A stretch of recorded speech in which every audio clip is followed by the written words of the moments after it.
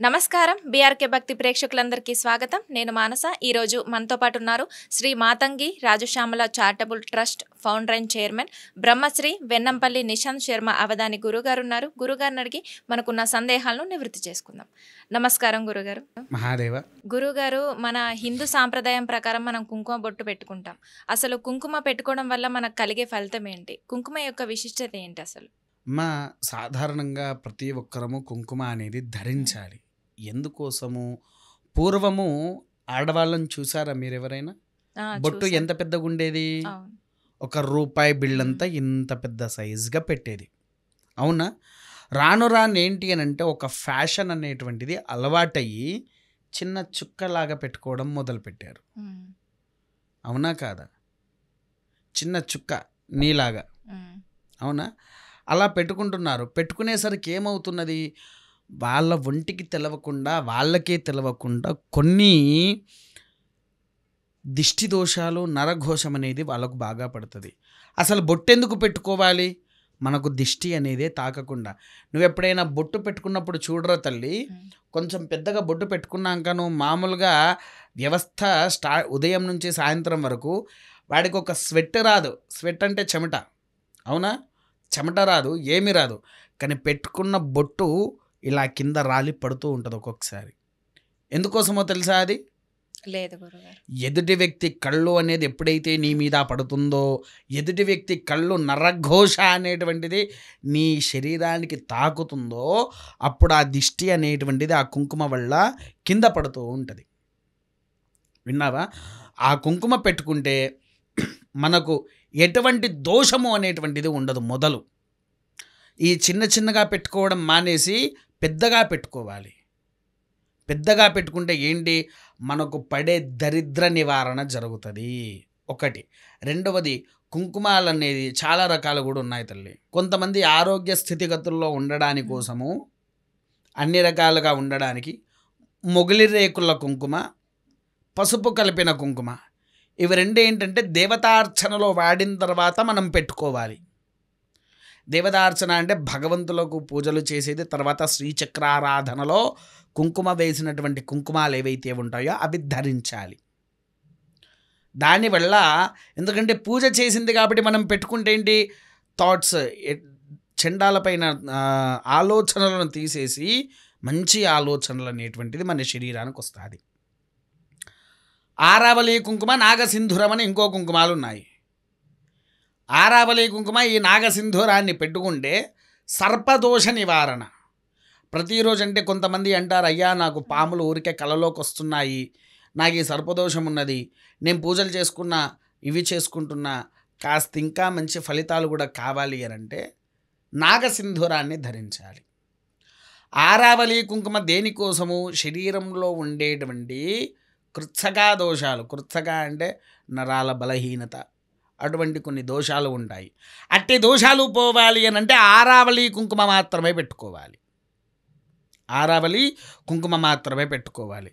తర్వాత కుంకుమలో ఇంకొన్ని రకాలు కూడా ఉన్నాయి. నల్ల కుంకుమ ఉంది, శ్వేత కుంకుమ ఉంది, కుబేర కుంకుమ ఉంది. కుబేర కుంకుమ అంటే అది 41 రోజుల పాటు మనం ధరించామనుకోండి, గ్రీన్ కలర్లో ఉంటుంది కుబేర కుంకుమ. ఆ కుబేర కుంకుమ మనం ఎప్పుడైతే ధరిస్తామో దానివల్ల మనకు లక్ష్మీదేవి అనుగ్రహము అనేటువంటిది వస్తుంది. ఆ లక్ష్మీదేవి అనుగ్రహం ఎలా ఉంటుందంటే 41 రోజులు నువ్వు పెట్టుకొని చూడు తల్లి. 41 రోజుల తర్వాత నీకు ఎంత పెద్ద సమస్యల్లో ఉన్నా తెలవకుండానే నీ చేతిలోకి డబ్బులు వచ్చి పడతాయి. ఓకే. అంతటి మహత్కరమైన శక్తి కేవలం కుబేర కుంకుమకు మాత్రమే ఉంది. తర్వాత నల్ల కుంకుమ. నల్ల కుంకుమ ఎప్పుడైనా విన్నావా తల్లి పేరు? లేదు గురుగారు. లేదా? నల్ల కుంకుమ అనేటువంటిది శనేశ్వరుడి యొక్క దోషం పోవడానికి కోసమే వాడేది. శనిగ్రహాలు ఇప్పుడు 7.5 ఉన్నది అని అంటారు, అష్టమ శని ఉన్నదంటారు, అర్ధాష్టమ శని అని అంటారు. శనిగ్రహ దోషాల వల్ల బాధపడేటువంటి వారు, శని అనుకూలంగా ఉండాలి, శని ప్రభావం మన మీదికి రాకూడదు, శని వల్ల నాకు ఎటువంటి నష్టము జరగొద్దు అనుకునే ప్రతి ఒక్కరూ ఈ నల్ల కుంకుమ ధరించాలి. ఈ కుంకుమలన్నీ ధరిస్తే ఏమవుతుందంటే వాడిలో ఉండేటువంటి సంపూర్ణమైనటువంటి దోషాలు నివారణ అయిపోయి వాడి యొక్క స్థితిగతుల్లోకి విజయవంతంగా మారుతూ ఉంటాడు. మనంటే పాపట్లో కూడా బొట్టు పెట్టుకుంటారు కదా గురువుగారు, అవునమ్మా. దేనికి ఫలితం ఉంటుంది? వివాహమైన స్త్రీ తన భర్త నిత్య సుమంగళిగా ఉండాలి అని చెప్పేసేసనే నుదిటి మీద పెడుతూ ఉంటారు. నుదిటి మీద పెట్టిన తర్వాత అది కూడా ఏంటి అని అంటమ్మా, అసలైతే శాస్త్ర ప్రకారం ఇంచున్నర ఉండాలి. అసలైతే శాస్త్ర ప్రకారంగా ఇంచున్నర ఉండాలి. కానీ ఇప్పుడు ఏంటంటే దాన్ని కూడా లైట్గా ఇలా ఆనిచ్చినట్టుగా పెట్టేస్తున్నారు. కొంతమంది ఇలా సైడ్కి పెడుతున్నారు, ఇంకొంతమంది ఇటు సైడ్కి పెడుతున్నారు. పాపడ అంటే మధ్యలో పెట్టేటువంటిది, ఈ మధ్యలో ఉండేటువంటిది. ఈ మధ్యలో పెడితేనే దాని యొక్క ఫలితము మన భర్తకు లభిస్తుంది. తర్వాత దీనికి ఒక చిన్న విషయం చెప్తా వినండి. ఇతఃపూర్వంలో రాముల వారికి ఇష్టము అని చెప్పేసేసి సీతాదేవి సింధూరాన్ని ఇక్కడ ధరించింది.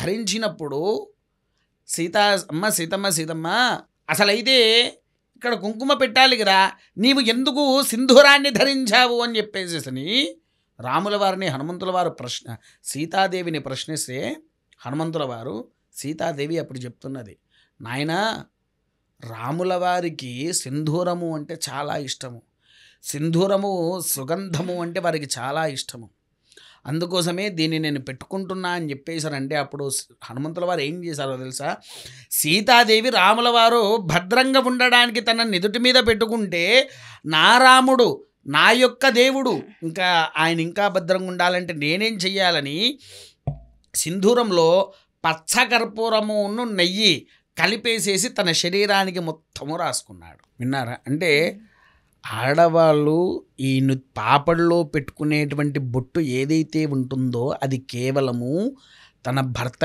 క్షేమ కోసమే.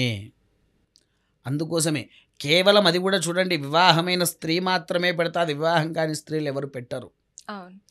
వివాహంలో కూడా నీకు మొదలు ఇక్కడ బొట్టు పెట్టించిన తర్వాతనే ఇక్కడ పెట్టిస్తారు, ఇంకెక్కడా పెట్టనివ్వరు. అవునా కాదా? ఎందుకనంటే నిండు నూరేళ్ళు నిత్య సుమంగళితో మరణించాలని మాత్రమే. ఏ ఆడవాళ్ళ కోరికైనా సరే అమ్మ సుమంగళిగా పోవాలి నేను అని మాత్రమే కోరుకుంటారు. అవునా? అందుకోసమే పాపడిలో ఈ సైడ్లో అటు ఇటు కాకుండా మధ్యలో పెడితే దాని యొక్క అనుగ్రహము అనేది మనకు పూర్తిగా లభిస్తుంది.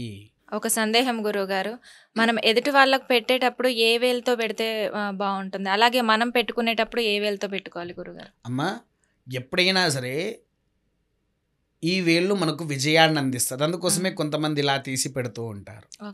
ఎదుటి వ్యక్తి వీరతిలకం పెట్టాలి అని అంటారు. వీరతిలకం దీనివల్లనే ఇలా పెట్టేస్తారు. అవునా? ఈ వీరతిలకం పెట్టాలంటే ఇలా పెట్టాలి. ఈ వేలు ఎప్పుడు కూడా వాడకూడదు. ఈ వేలుతో నువ్వు బొట్టు పెట్టావనుకో ఎదుటి వ్యక్తికి శత్రువులను పరిచయం చేసిన వాళ్ళను అవుతావు.